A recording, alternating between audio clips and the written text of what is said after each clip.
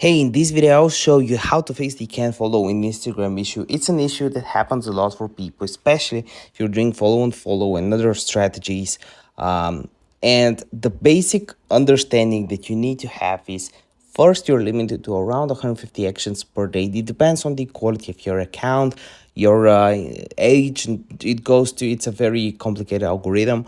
But basically, if you're having this issue right now, chances are either you need to reset your IP and use another internet. This is something that has helped me out. I have tried different internets to actually fix that, switching from Wi-Fi to mobile, going over to settings. But in general, if you're doing that, it means you're going too fast, you're following and following too many people, and you should calculate your actions. For example, if you're doing that, you might want to do 150 follows today, 130 unfollows tomorrow, 160 follows the next day, and so on, if you're doing this strategy. So in general, if this issue occurs, it is because of normal issues.